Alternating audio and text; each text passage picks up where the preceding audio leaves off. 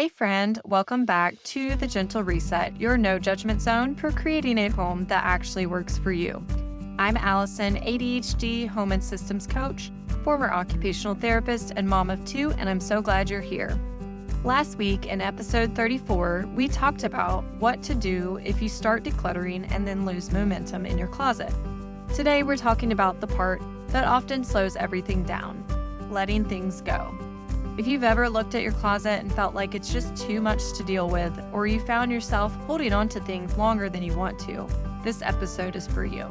And if this sounds like you, make sure you hit follow now. The final episode next week in the series is where we bring it all together. Here's your weekly 3, a mind hack, a home hack, and a personal highlight to help your home feel lighter, more functional, and easier to maintain. In this episode, we're talking about the part of decluttering that often slows everything down, letting things go. Because even when you know you're ready to declutter, it can still feel really hard to let things go.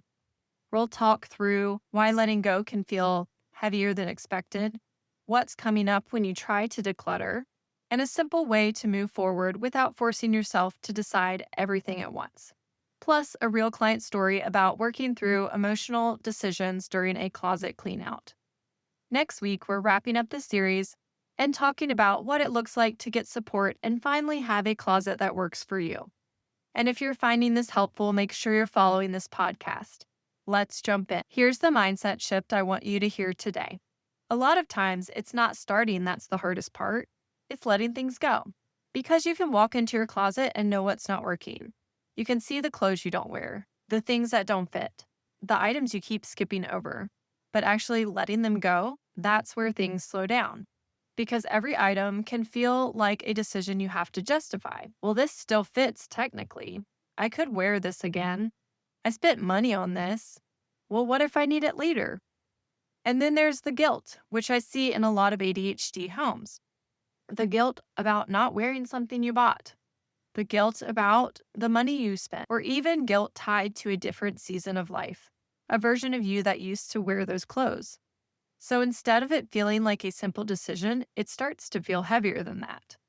And that's when you pause and second guess. And then the same thing happens. You avoid the closet. You keep stuffing things into it.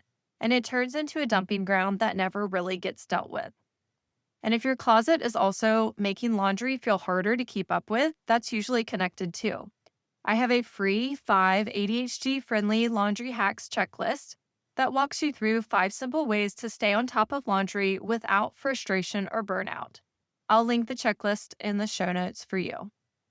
So if letting go is the part that feels hard, here's something you can try. Create one designated bin or container for sentimental items. Because a lot of times, what's holding you up isn't your everyday clothes. It's the items tied to different seasons of life, or things that hold memories. So instead of letting those items slow down your entire closet, give them a clear contained space. That way, they're not mixed in with what you use every day, and you're not thinking about them every time you get dressed. I also recommend labeling the bin and storing it up on a top shelf out of the way. You're still keeping them, you're just not letting them take over the space. And that makes it easier to move forward with everything else. You can always come back to that bin later, but it doesn't have to hold up your progress right now. And if you're realizing this feels like more than just getting organized, this is exactly the kind of thing we can talk through together. Inside a curiosity call, we look at your closet and what's been making this feel hard, talk through what's coming up when you try to let things go, and figure out where to start so it actually feels manageable. This call is a chance to get clarity and see what it would look like to work together inside a closet makeover. You'll leave with a better understanding of your next step and whether that kind of support would be helpful for you. And this reminds me of a closet makeover client who was getting ready to move and needed to go through her closet. And it wasn't just about the clothes. She was dealing with a lot of memories. There were items tied to different seasons of her life, things she had held onto for a long time, and a lot of emotions around letting things go. And it felt overwhelming between the amount of stuff she had and preparing for a move at the same time. She was trying to figure out how to even get started with everything in front of her. So we didn't rush it. We moved through the closet by breaking it into smaller zones, giving her space to make decisions, and support along the way when she needed it.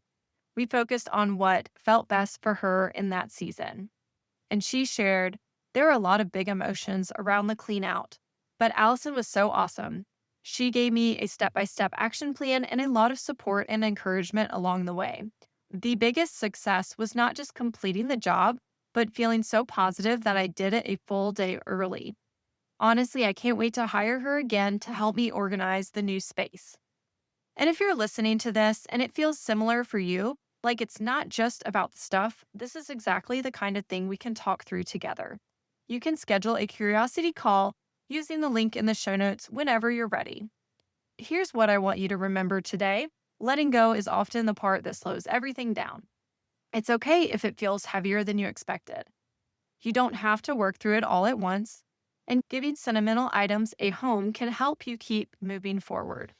Well, that's it for today, friend. Thank you for being here and spending this time with me today. Don't forget to hit follow now so you don't miss out on the Closet Series episodes. If this episode resonated with you or you've been listening for a while, I'd love it if you left a quick review or shared it with a friend. It helps more ADHD women find this kind of support too. Remember, one small shift at a time creates momentum. You're doing better than you think, and I'm so proud of you. See you next week on the Gentle Reset for another weekly 3.